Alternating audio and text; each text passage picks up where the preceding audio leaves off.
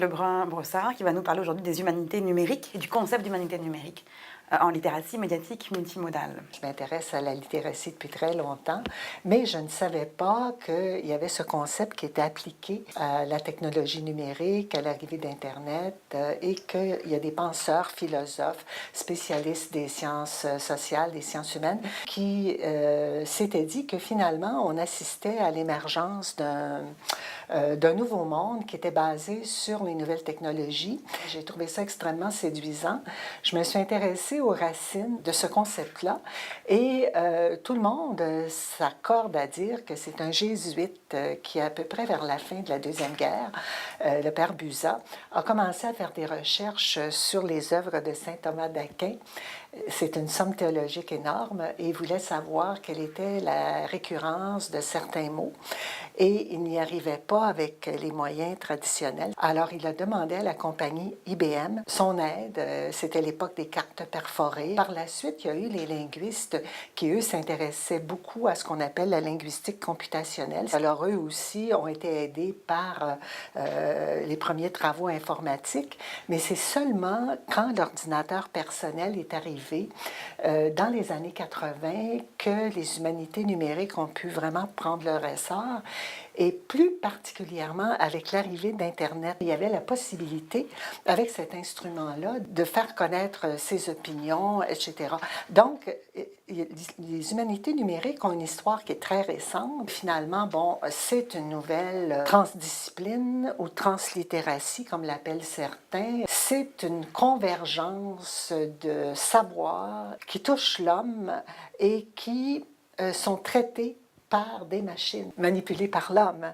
Donc, finalement, on est en face d'un nouveau type d'humanisme qui nivelle un peu les usagers. À l'origine, des jeunes, par leur culture couplée au numérique, les jeunes ont réussi à ébranler l'édifice des valeurs culturelles. Oui, on a une nouvelle définition de la culture véritablement avec le numérique et ça bouleverse beaucoup les critères éthiques des adultes et même leurs critères esthétiques. Même les adultes deviennent sensibles à une espèce de culture jeune, une culture populaire, une culture pour laquelle il faut trouver de nouveaux critères d'appréciation.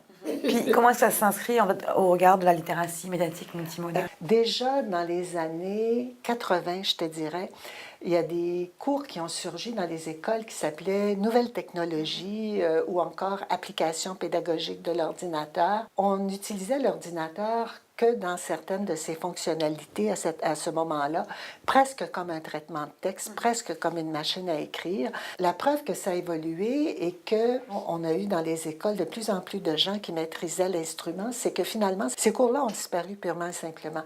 Et je te dirais même que dans les universités, ces cours-là ont eu une vie très brève. On a formé des enseignants à utiliser avec les élèves les traitements de texte informatiques et tout ça.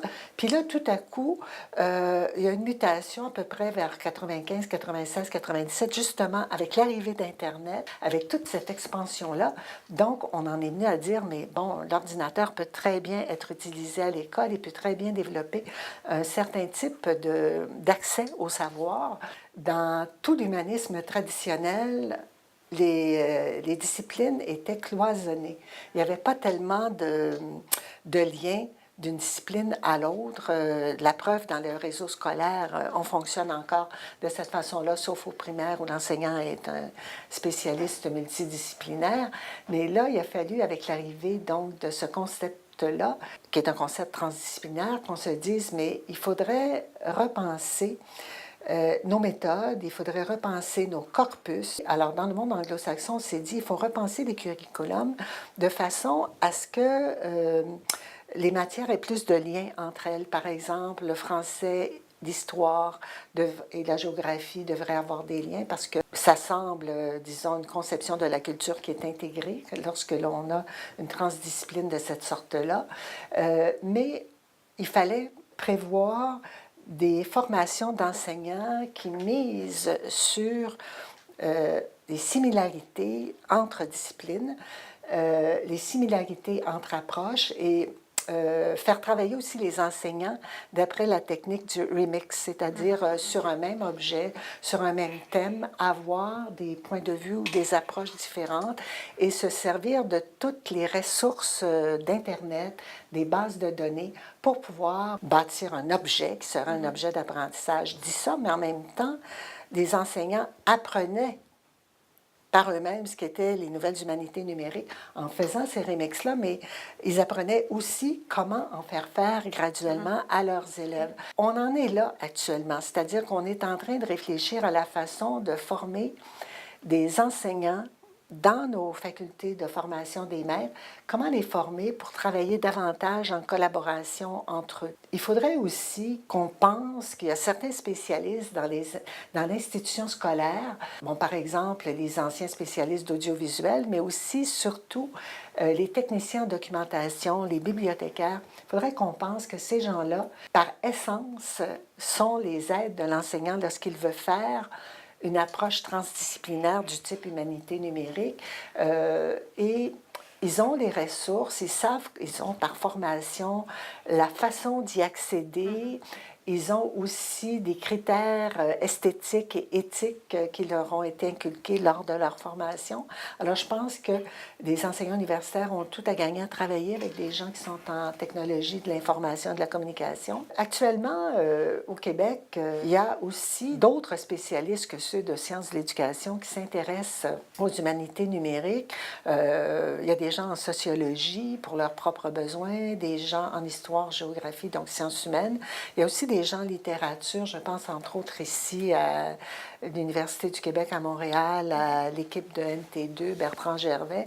Alors lui, le concept d'humanité numérique lui sert finalement à réfléchir à la façon dont on opère une mutation actuellement dans le concept d'œuvre littéraire.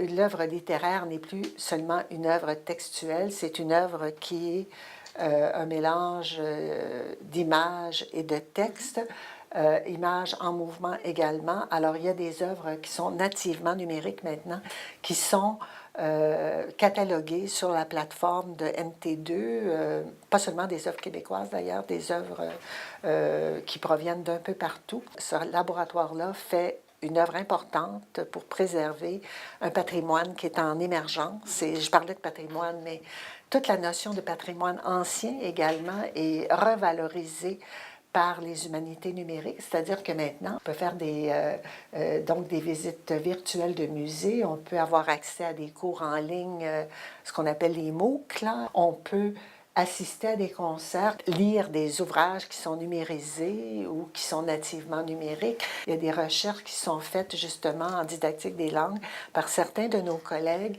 sur, par exemple, la façon d'impliquer les élèves dans la lecture des œuvres littéraires en les faisant participer à des blogs. Il y a aussi du côté plus informatif certains enseignants qui maintenant impliquent leurs élèves dans l'écriture d'articles de Wikipédia, qui en même temps leur montrent ce que c'est qu'une source fiable, une qui l'est moins, leur montre comment opérer la traçabilité de leurs données.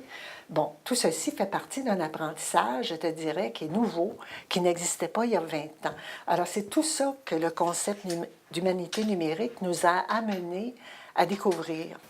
Et qu'est-ce que tu dirais que sont les enjeux de la recherche aujourd'hui par rapport à ça? C'est un peu d'être débordé par ce flux constant de nouvelles informations qui nous arrivent et le manque de préparation des enseignants, le manque de critères. Je te donnerai simplement, disons, des critères pour évaluer l'image. Parce que dans les humanités numériques, il n'y a pas seulement des textes, il y a les images également. Alors, comment faire pour essayer d'évaluer qu'une image est juste par rapport à un texte, disons, dans une relation texte-image qui est bien conçue, si elle est fiable, si c'est une image qui a été trafiquée ou non. Alors, il y a des logiciels actuellement qui sont très puissants, qui permettent de savoir si une image dont on doute de la provenance a été trafiquée. Ça existe maintenant. On est à l'aube de ce type de recherche-là. Il y a aussi tout le problème des droits d'auteur.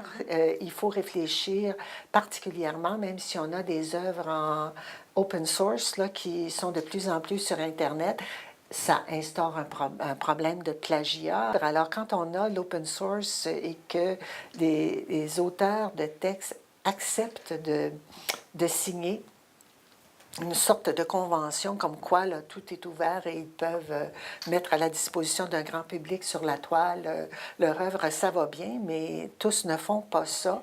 Il y a tout le concept de culture en mutation actuellement. Est-ce que cette nouvelle culture numérique et d'objets numérisés nativement va faire disparaître la culture ancestrale?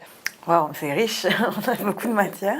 Toi, est-ce qu'il y a des choses que tu voulais ajouter? Peut-être que je pourrais rajouter 2 ou 3 petites choses concernant, disons, notre ministère de l'Éducation. On s'est éveillé à la question il y a à peu près une dizaine d'années et à l'intérieur d'un organisme gouvernemental qui s'appelle le Récit, il y a des gens actuellement qui encourage le mouvement vers la création de matériel didactique qui peut être répandu un petit peu partout à travers la province et qui tiennent compte de ces technologies-là, non seulement en français, mais dans le domaine des sciences et dans le domaine des sciences humaines.